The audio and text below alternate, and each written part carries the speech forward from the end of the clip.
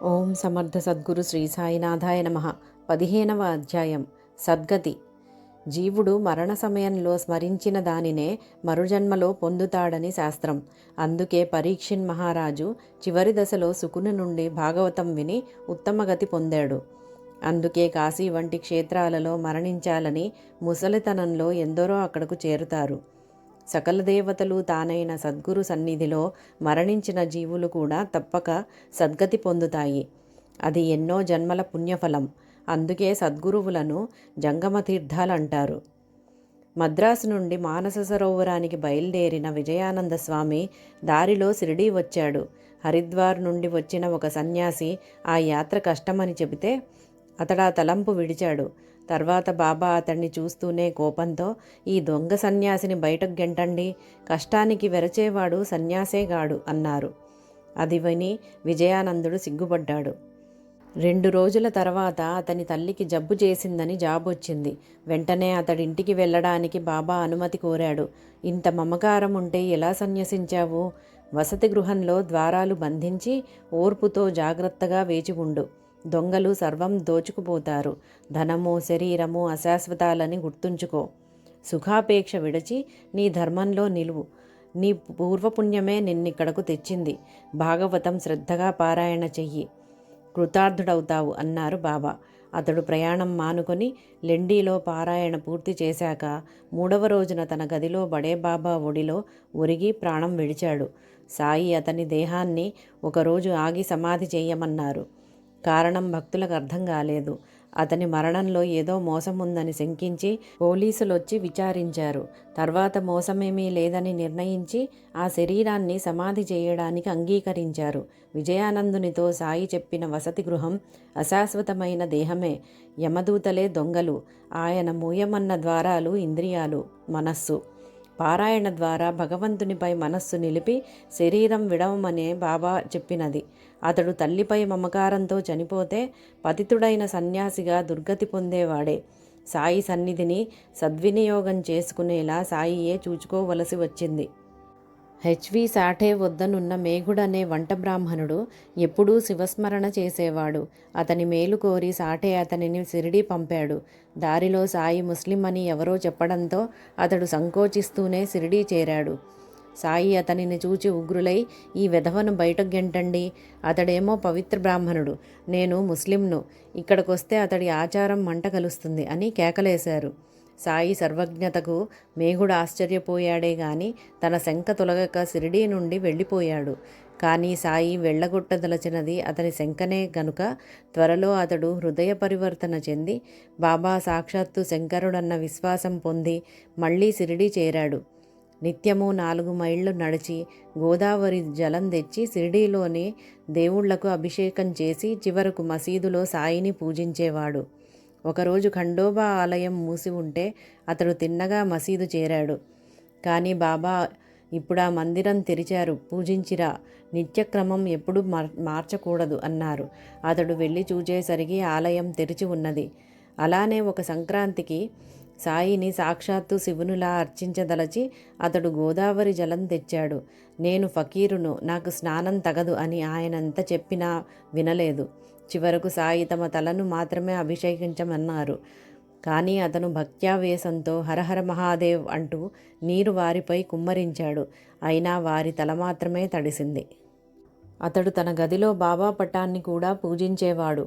ఒకరోజు తెల్లవారుజామున అతడు మెలకువగా కళ్ళు మూసుకొని పడుకున్నప్పుడు అతని మనోనేత్రానికి సాయి స్పష్టంగా గోచరించి అక్షింతలు జల్లి గోడ మీద త్రిశూలం గీచి అర్చించు అన్నారు. కళ్ళు తెరిచేసరికి ఎవరూ లేరు. గది తలుపులు మూసే ఉన్నాయి. కానీ అతని ప్రక్క మీద అక్షింతలున్నాయి. వెంటనే మేఘుడు బాబాని దర్శించి ఆ విషయమై అడిగాడు. నేను స్పష్టంగా చెప్పాను కదా, నా మాటలు ఎన్నటికీ వ్యర్థం కావు. నేను ఇళ్లలోకి ప్రవేశించడానికి ఏ ద్వారాలు అక్కర్లేదు. నేను సర్వదా సర్వత్రా ఉన్నాను అన్నారు సాయి. వెంటనే అతడు తన గదిలో గోడ మీద త్రిశూలం గీచి పూజించాడు. మరురోజే పూణే నుండి వచ్చిన భక్తుడు సాయికి ఒక శివలింగం సమర్పించాడు. సరిగ్గా సమయానికి మేఘుడు మసీదుకొచ్చాడు. సాయి శివలింగం అతనికిస్తూ, సాక్షాత్తు శివుడే వచ్చారు, సేవించుకో అన్నారు. కాకాసాహెబ్ దీక్షిత్ సరిగ్గా అదే సమయంలో గదిలో సాయిని స్మరిస్తూ ఉండగా అతనికి ధ్యానంలో ఒక శివలింగం కనిపించింది. కొద్దిసేపటికి అలాంటి లింగమే మేఘుడు తీసుకొచ్చాడు. నిత్య పూజ కూడా సద్గురువు అనుగ్రహంతోనే సఫలమవుతుంది. మేఘుడు 1912లో చనిపోయాడు.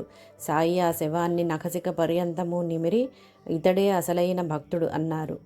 శవాన్ని తీసుకుపోతూ ఉంటే బాబా కూడా కొంత దూరం వెళ్ళి శవంపై పూలు జల్లి వచ్చారు.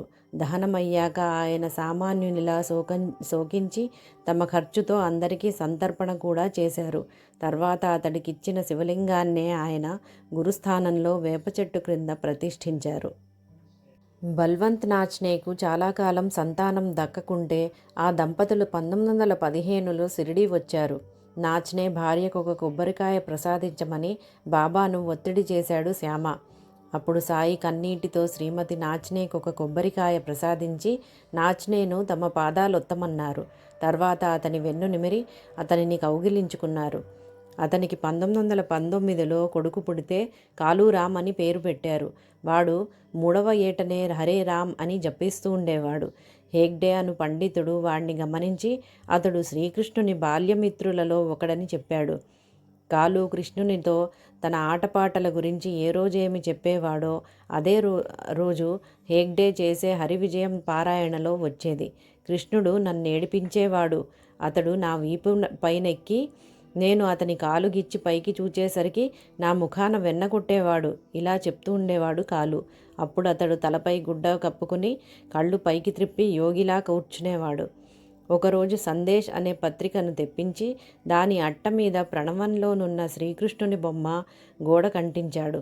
ఆ పుస్తకంలోని ఒక వ్యాపార ప్రకటనలో గ్రామ్ఫోన్ ముందు కూర్చున్న ఒక కుక్క బొమ్మ చూపి అది కృష్ణ సందేశం, ఆ కుక్క దాని యజమాని వాణి ఎంత శ్రద్ధగా వింటుందో, అలా చేస్తే నీకు బాబా మాటలు వినిపిస్తాయి, నేను అలాగే చేస్తూ ఉంటాను అన్నాడు కాలు.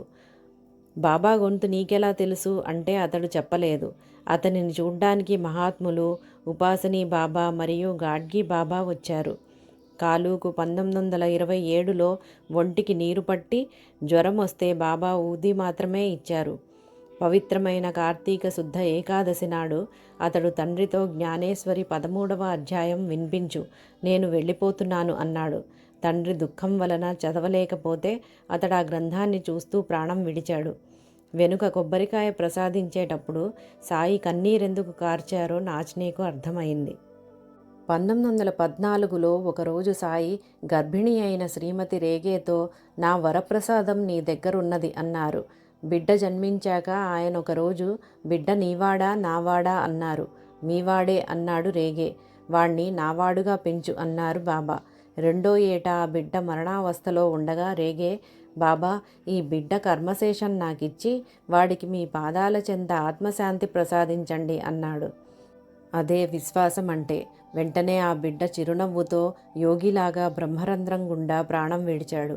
ఆ తర్వాత వారు షిరిడీ వెళ్ళినప్పుడు రేగే గురించి ఆ బిడ్డ నావాడు, ఇతని ప్రార్థనను అనుసరించి ఆ బిడ్డను శాశ్వతంగా నా హృదయంలో ఉంచుకున్నాను అన్నారు బాబా. ఒకప్పుడు ఒక అంధుడు తనకు దృష్టి ప్రసాదించమని ఎంత ప్రార్థించినా బాబా పలుకలేదు.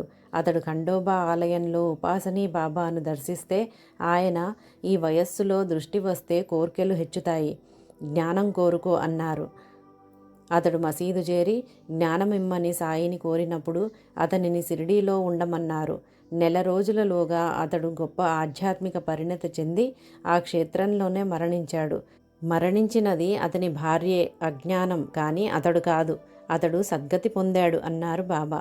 మహాల్సాపతి సాయినెంతగానో సేవించాడు. కొన్ని సేవలు అతడు మాత్రమే చేసేవాడు. ఉదాహరణకి ఎప్పుడూ సాయి వద్ద నుండే ఇటుకపై ఒక గుడ్డ, దానిపై దుప్పటి పరచి ప్రక్క వేయడం మహాల్సాపతి మాత్రమే చేసేవాడు. అతనికి సాయి సద్గతినిచ్చారు. సెప్టెంబర్ 11, 1922 సోమవారం నాడు అతడు పూజ చేసుకొని, నేడు నా తండ్రి శ్రాద్ధానికి వంట త్వరగా చేయండి, నేడే నేను కూడా స్వర్గానికి వెళతాను అన్నాడు.